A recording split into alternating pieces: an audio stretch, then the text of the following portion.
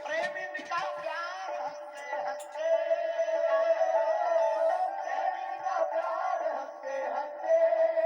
कौन कौन राम जी का प्यारा है और कौन कौन इंतजार कर रहा था कि राम जी आएंगे, तो दोनों हाथ उठा करके प्रेम इनका प्यार हंसते हंसते, प्रेम इनका प्यार हंसते हंसते, प्यार हंसते हंसते,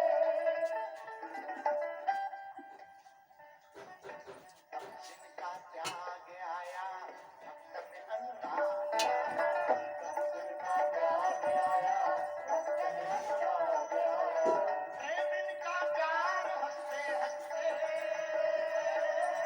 प्रेम इनका प्यार हंसते हंसते आया, राघव सरकार हंसते हंसते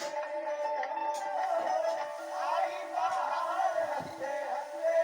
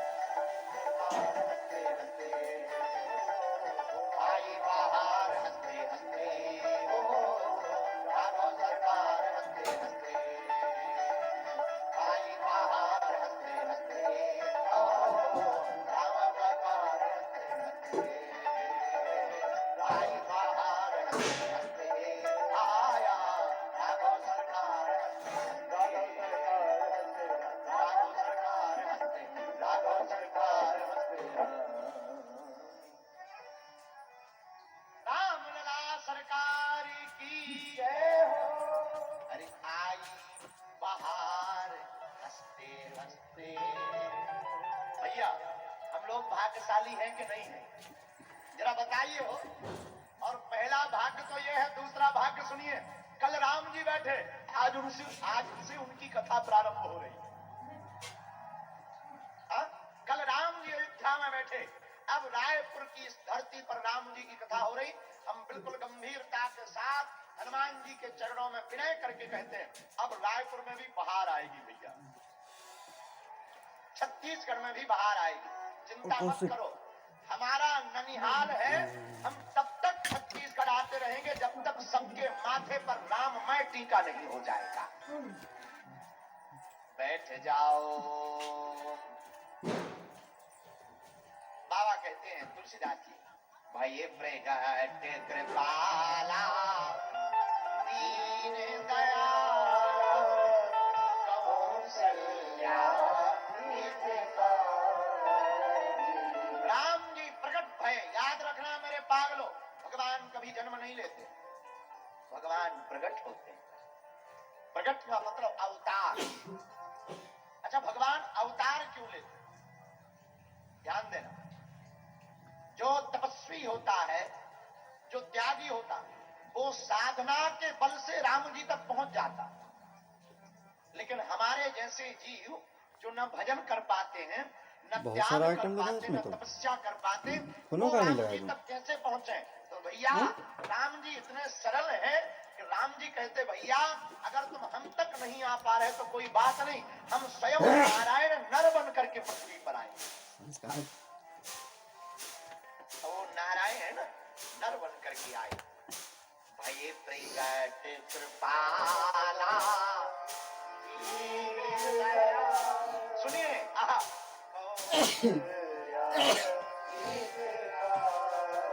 और छत्तीसगढ़ के लोगों एक बात याद रखना, माई बाप, राम जी कब प्रकट भय, राम जी का अवतार कब हुआ, जरा रामायण पढ़ना तो पहले चौपाई आती। गोस्वामी श्री तुलसीदास जी लिखते, जब जब हो ये धर्म की हानि, जब जब हो ये धर्म की हानि, काढ़े असुर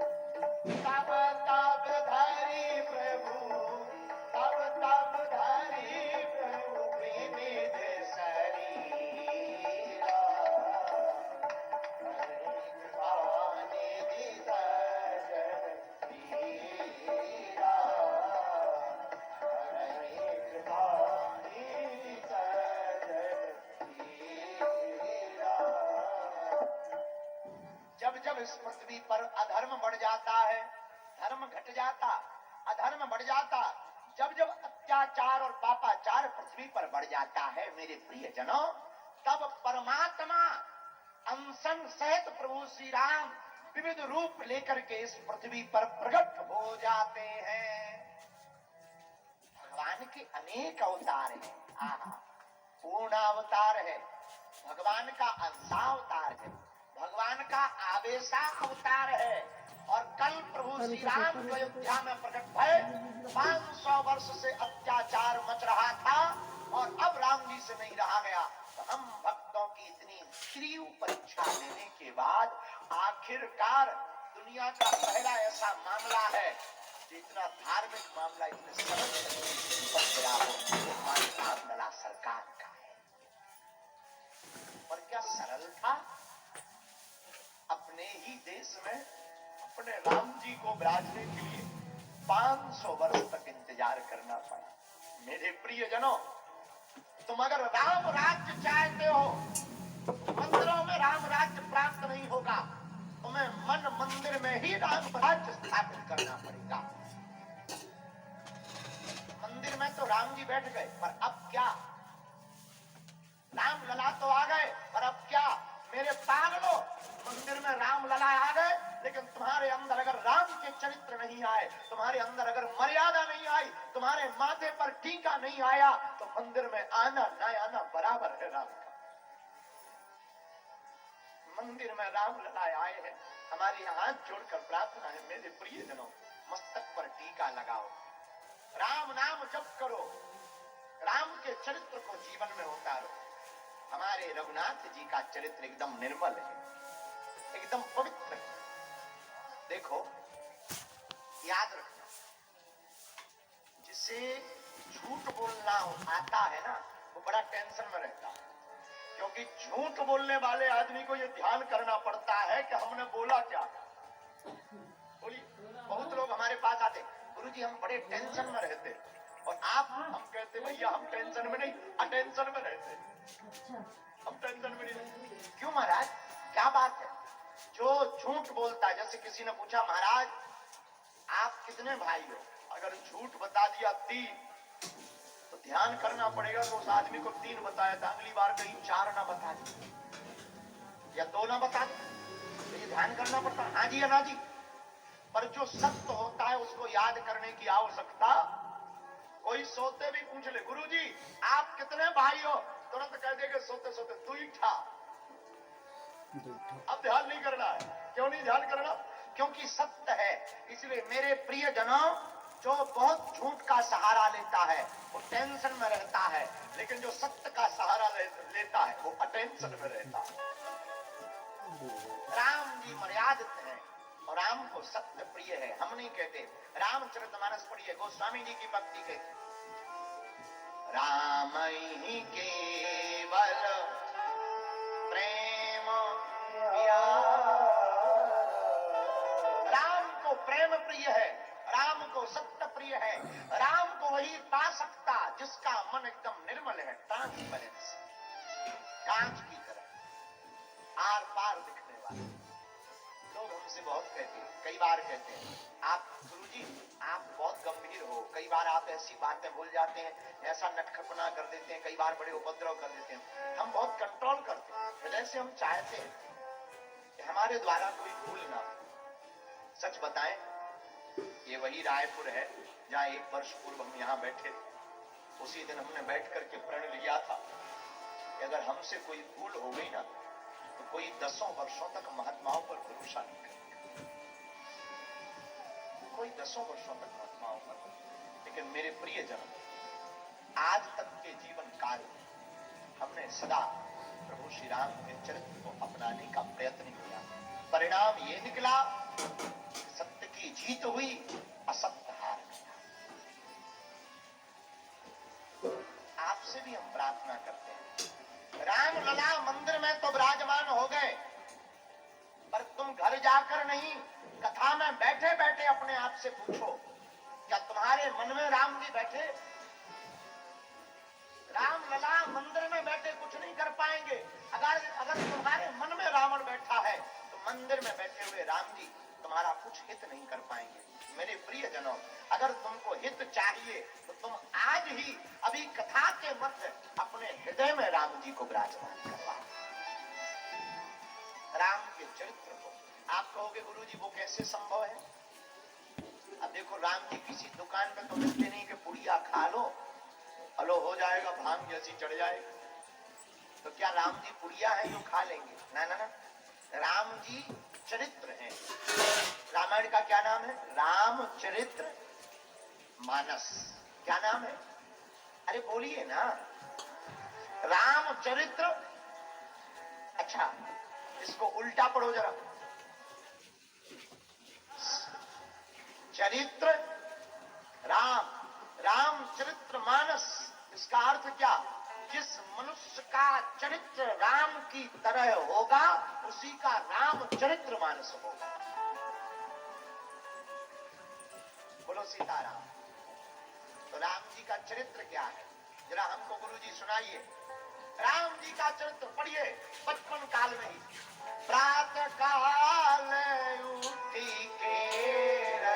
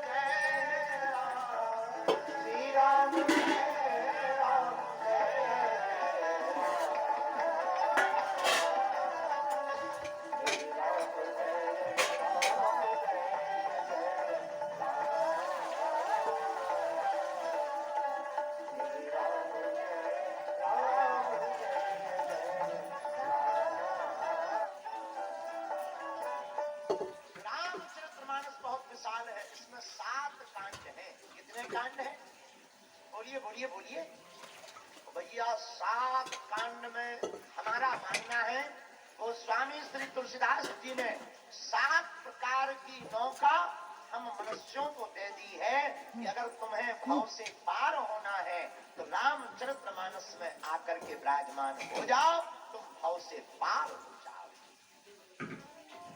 बोलो सीताराम। आप कहोगे गुरुजी क्या पंडाल में बैठने से, राम कथा सुनने से क्या भाव से पार हो जाओगे? हाँ हो जाओ।